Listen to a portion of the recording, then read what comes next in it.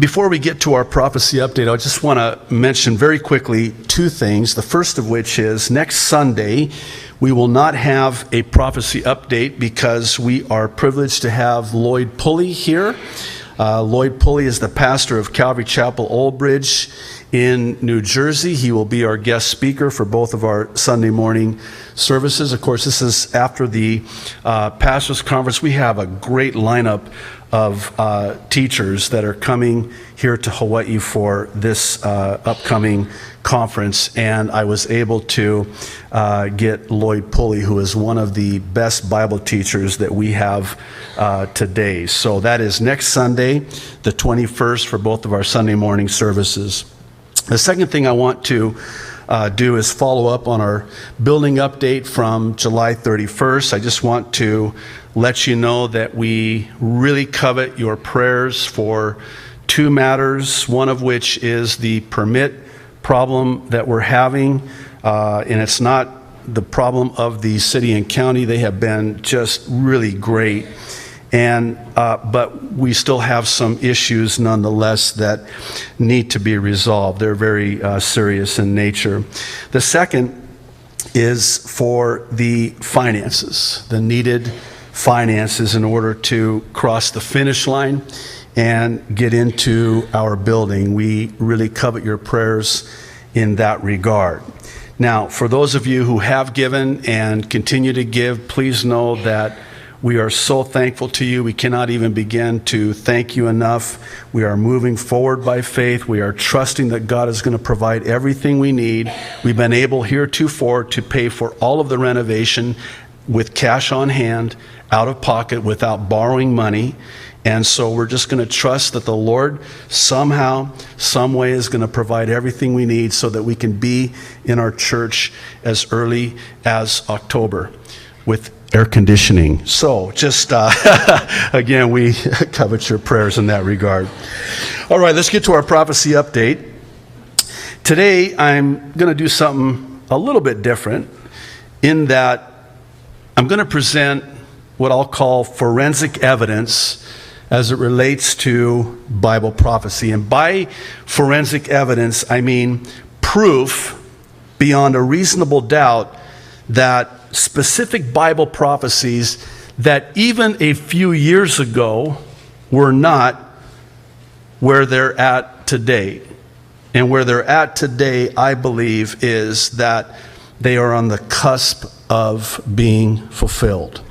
The prophecies I'm speaking of chiefly are two prophecies, the first of which is Isaiah 17 concerning Syria. More specifically, the prophecy concerning Damascus becoming a ruinous heap, completely destroyed, so much so that it is uninhabitable. And the second prophecy that I believe is on the cusp of being fulfilled is Ezekiel 38. This is a major key prophecy, and I don't think you can overstate the importance of and significance of the recent developments concerning Turkey. I'll include Iran and especially Russia. And that's what I want to talk about today, and not only about why I believe that we're about to see them fulfilled, but why it matters, what it really means to us. Now, first, I need to proceed with the presupposition that we're all in agreement that it's Russia and Iran and not Turkey and Iran who are at the helm of Ezekiel 38. Now, the reason being is that there is a teaching now that is starting to gain some traction, sadly, that the Antichrist will come out of Islam, and that it is not Russia and Iran at the helm of Ezekiel 38, but it's Turkey instead of Russia. Now, listen, with all due respect, if the jury is still out for you on this one point, then I would just respectfully refer you to our in-depth prophecy update back on July 24th. Also, I would refer you to last weekend's prophecy interviews that Amir and I did Facebook Live. in which we answer that question, and Amir offers his insight into why it is that it is not Turkey at the helm. It is Russia and Iran, and Turkey is certainly involved, and that is the case that I want to argue today. And I want to present the evidence as to why it is that beyond a reasonable doubt, it has to be Russia and Iran with Turkey. I'll begin with Exhibit A. You'll forgive the legal jargon here, but Exhibit A is the thawing between Russia and Turkey. Yesterday, the Jerusalem Post referred to Putin and Erdogan as the odd couple. Some of you that are older remember that sitcom, The Odd Couple? Yes. You younger people have no idea, but there was a sitcom. It was actually very good. Quoting the Post, the Russo-Turkish thaw is bad news for Washington, Brussels, and interesting, Syria's Kurds. It seems that because Russia is Turkey's sole gas supplier, did you know that?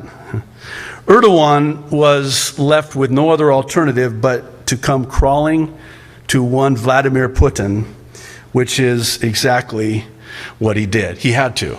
He had no choice. According to the Post, though Russia stopped short of shutting the spigots, Erdogan had to consider such a prospect, speaking of the gas, because Russia had displayed elsewhere its willingness to do such things.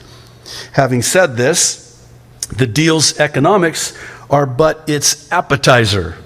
The main course is about, listen, America, Europe, and Syria. Yet, there is a deeper reason for Putin and Erdogan to fall in each other's arms.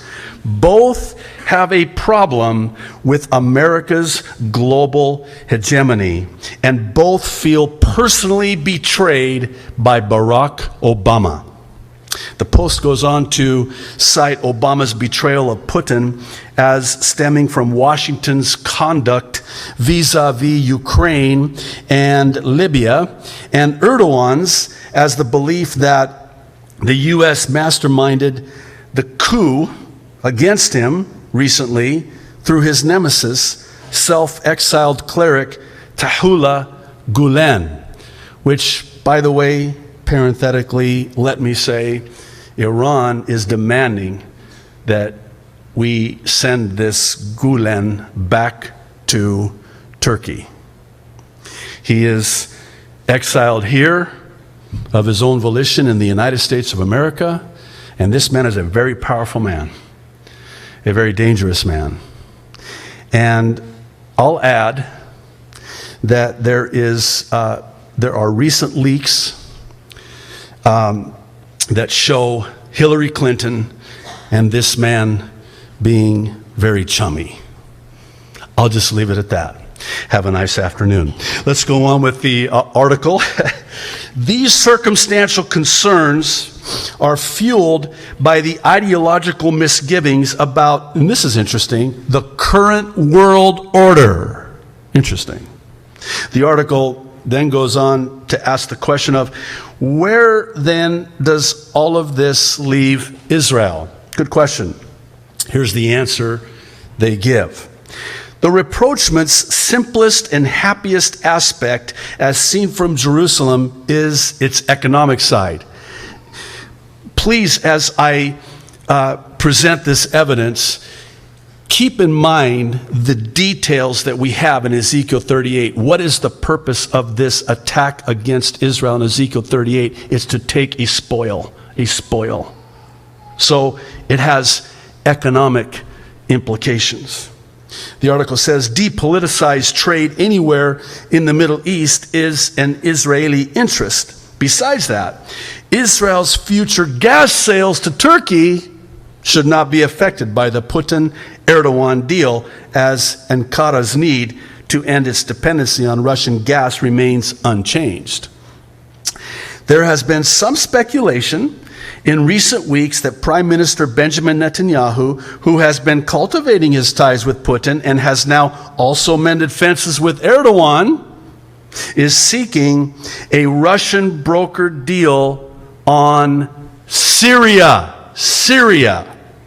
that will somehow involve the Golan Heights. That is, of course, speculation even more than a Putin-Erdogan embrace was only last month. In other words, that could likely happen.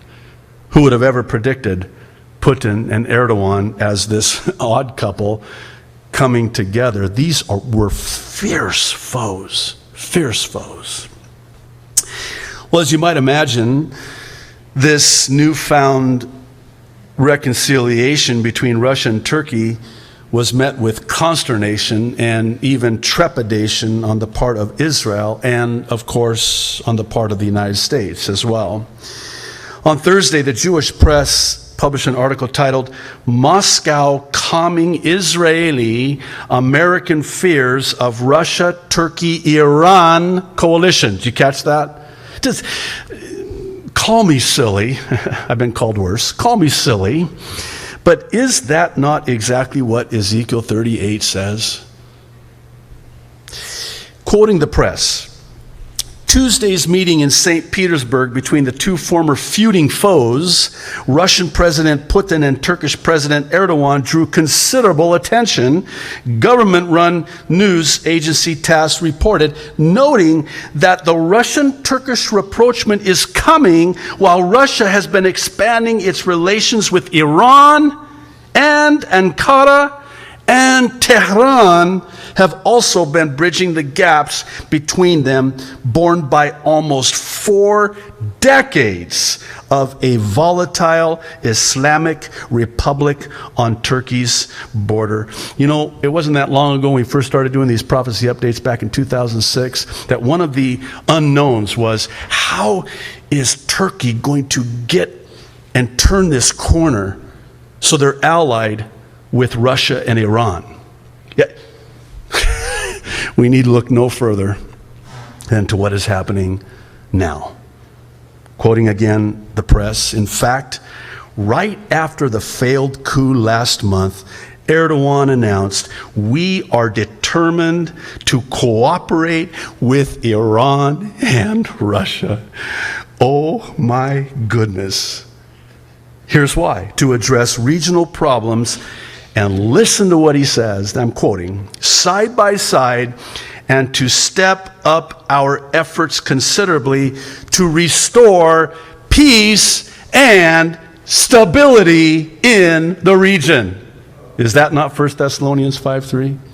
While they are saying peace and stability, peace and safety, peace and security, sudden destruction will come upon them as a woman travailing in labor. Hang on to that. I want to come back to that in a moment. Okay, this brings us to Exhibit B, which is the evidence of the situation in Syria. Please, I hope you see Syria as a nexus, as a catalyst, if you prefer. Syria is so strategically important, so significant prophetically, geographically, as it relates to the current and present situation in Israel today. So, also on Thursday, Ynet News reported on Turkey's offer of joint anti-Islamic State strikes with Russia. According to the report, and by the way, this came about subsequent to the coup. How long ago was the coup? 3 weeks ago now? In the last 3 weeks, things have just come together with breakneck speed. Unbelievable. It's stunning, really. According to the report, Turkey's foreign minister says his country has called on Russia to carry out joint operations against the Islamic State group in Syria. Comments came on Thursday, days after Erdogan visited St. Petersburg for talks with Russia's Vladimir Putin. Unbelievable. Unbelievable. Well, it gets better. You'll forgive me for referencing the Huffington Post, of whom I am not a fan at all. However, it's incumbent upon me to do so by virtue of it being Exhibit C, which is the evidence of Iran, who stands at the ready to attack Israel. According to the Post, the tension between Israel and Iran appears to be heightening. Hossein Salami, deputy commander of Iran's Revolutionary Guard Corps, recently said, Hezbollah has, listen, 100,000 missiles that are ready to hit Israel to liberate the occupied Palestinian territories if the Zionist regime repeats its past mistakes. You know where Hezbollah is, right? And by the way, I hope you understand that Hezbollah in Lebanon, my birthplace, Lebanon, and Hamas in the West Bank and Gaza, they are but fingers on the arm of Iran. When you say Hezbollah, you are saying Iran. This is Iran in the form of Hezbollah. Well, the article goes on to say, he added, today, the grounds for the annihilation and collapse of the Zionist regime are present more than ever. Salami warned that if Israel made the wrong move, it would come under attack.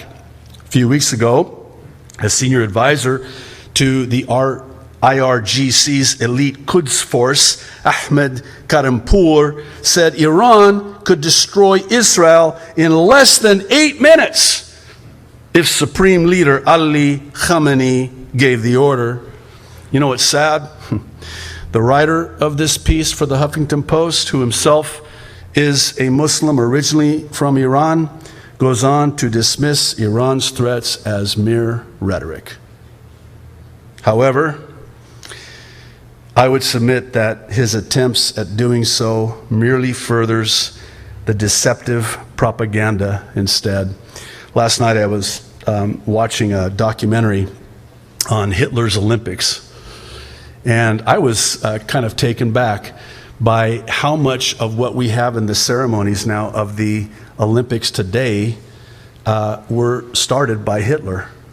The passing of the torch, Hitler started that whole thing, that big, grand, thing.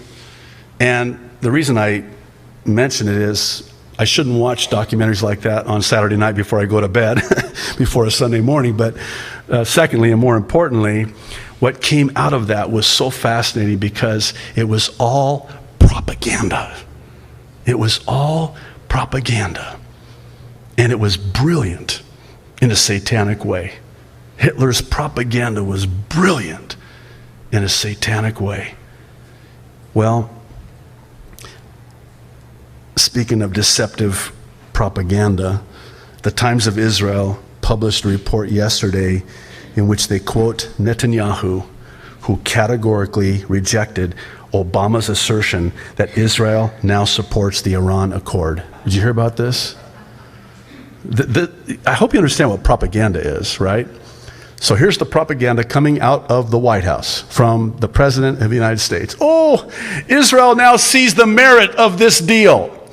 Israel is now on board with the nuclear deal with Iran. I'm not going to go there. Are you? Never mind. According to the Times, far from accepting Obama's assertion, Prime Minister Benjamin Netanyahu said Israel's stance had not changed, while the Israeli Defense Ministry compared the accord to, get this, the Munich Agreement signed by the European powers with Nazi Germany in 1938. And look at what that led to. I think it's, as one said, deja vu all over again. Is that a redundancy? Well, it is. It's exactly what is happening. Enter Exhibit D. This is further forensic evidence that Ezekiel 38 is on the cusp of being fulfilled, and it has to do with none other than Saudi Arabia. And I really need you to think through this with me, Because in verse 13 of Ezekiel 38, we have this mention of Sheba and Dedan, which we know is the ancient name for the region today known as Saudi Arabia. Now, what's so interesting about verse 13 with respect to Saudi Arabia is that when Russia, Iran, Turkey et al. Attack Israel, Saudi Arabia only protests. They only ask, basically, what are you doing? Why are you attacking? Is it to take a spoil?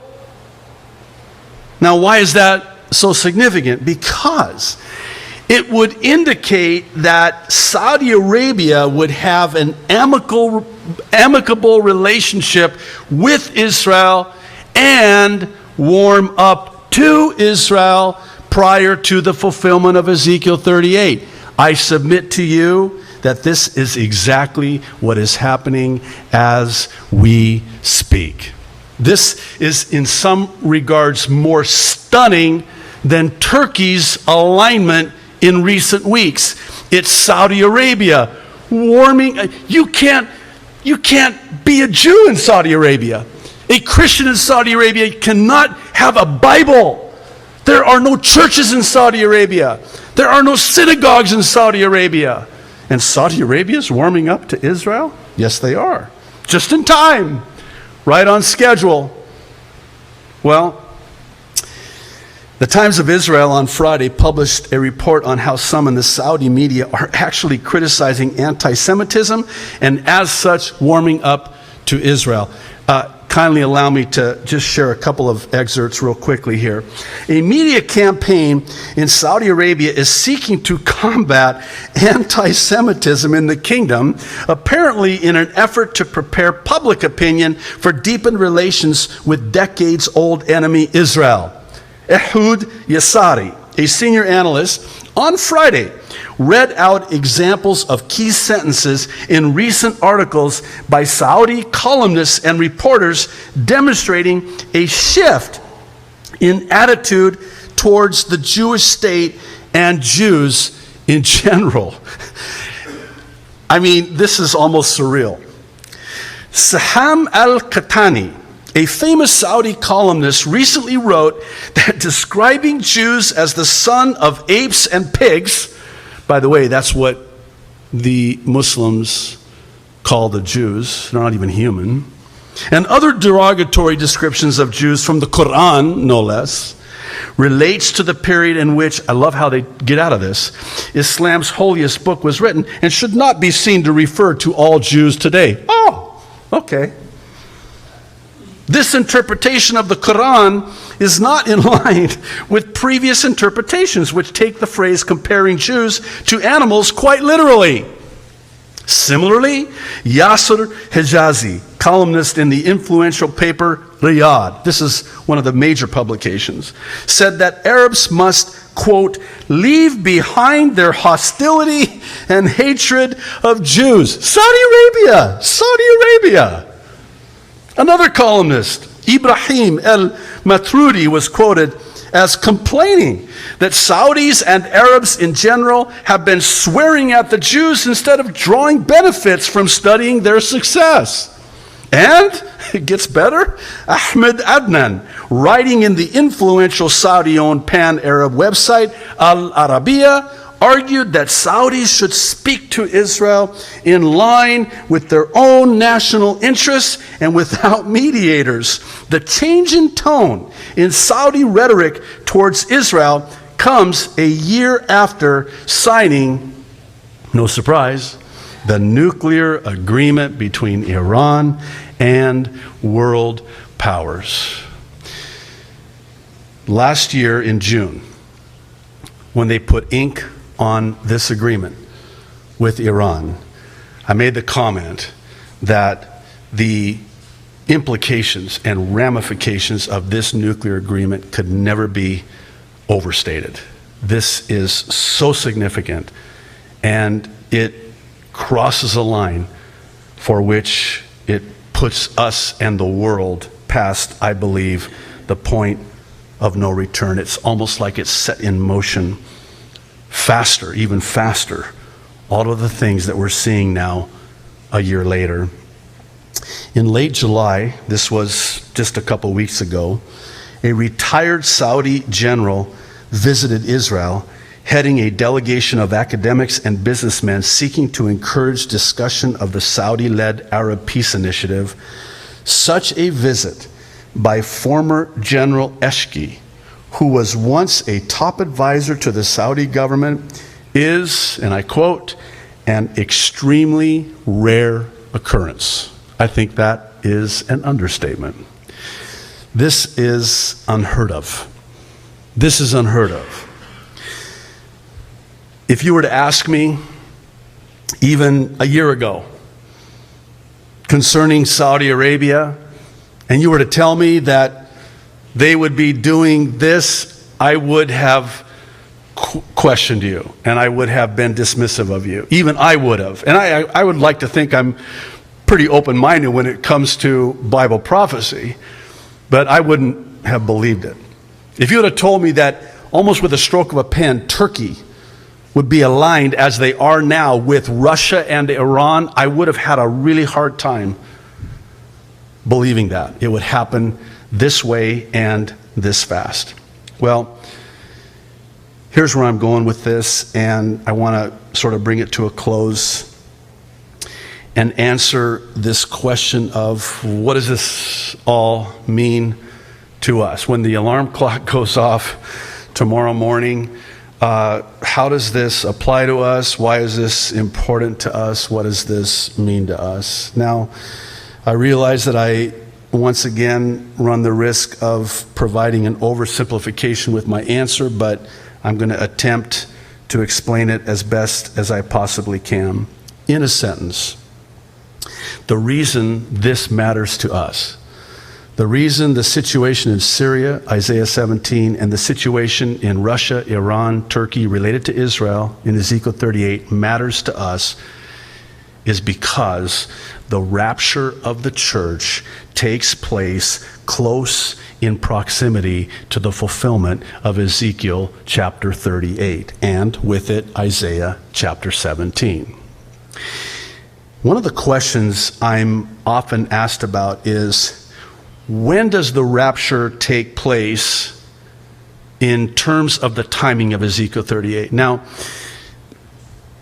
having Amir here last week was great because he and I over lunch discussed Ezekiel 38 in great detail. He had some interesting insight, and I'm coming to the conclusion that nobody can be dogmatic on the timing of the rapture in relationship to Ezekiel 38.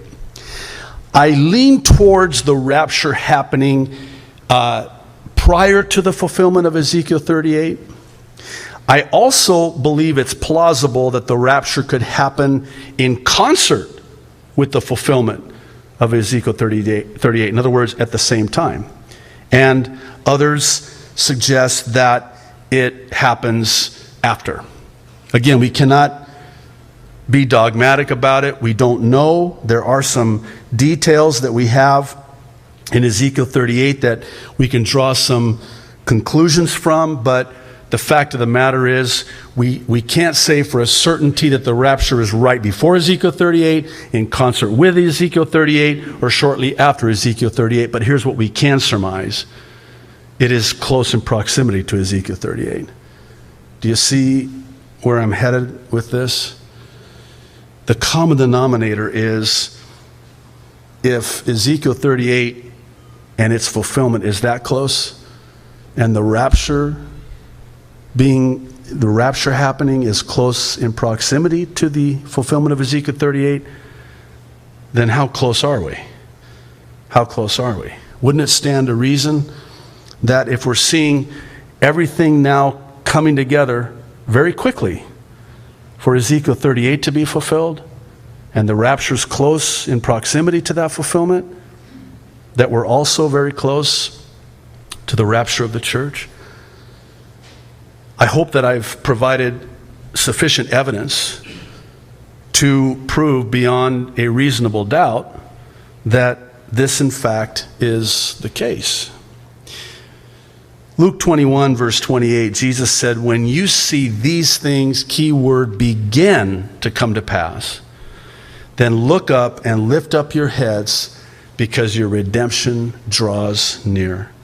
I believe with all my heart that Jesus was referring to prophecies like Ezekiel 38 and others with them when he said this. He had this in mind. When you see prophecies like Ezekiel 38 beginning to come to pass, look up and lift up your heads, because that is the sign that your redemption draws nigh, and I'm coming. If you don't know Jesus Christ as your Lord and Savior, you have never called upon the name of the Lord, today more so than ever, I really implore you to do so. Well, Pastor, you've been saying that the rapture of the church is very close, can happen at any time, for like 10 years now. No, I haven't. It's been 11 years, actually, I've been doing it. Sorry. You know, one of these days, I won't be saying that anymore, because it will have happened. Have happened. And though selfishly, I have to confess that when it does happen, I want my Jesus to say to me, good job. Good job. See, I'm going to be held to a stricter account than will you with what I did every Sunday that I had the privilege to teach God's holy word and to pastor God's holy people. And I want my Jesus, my Savior, to say to me, well done, good and faithful servant. You did not cower in the face of the times in which you lived, to warn my people, to ready my people, to steady my people for my return. That's the job I gave you to do. That's what I called you to, and you were faithful to do it. Is that selfish or what? Yes, it is. I'm off the hook. Now it's on you. Now it's on you. Why don't you all stand and we'll pray. Father in heaven, thank you for the patience of your people. Thank you for the sense of humor that your people have. And Lord, more importantly, infinitely more importantly, thank you for Bible prophecy. Lord, thank you for the purpose of Bible prophecy. Thank you for telling us in your word what the world is going to look like at the time of the end before you return for your church. Because now, as we look at the world in which we live, we realize that it is exactly as you said it would be, and that our redemption draws nigh. Lord, I pray if there's anybody in this wonderful church that is my privilege to pastor, or if there's anybody watching this online that has never called upon you, I pray that they would call upon you today, believing in their heart and confessing with their mouth that they too would be saved. In Jesus' name, amen.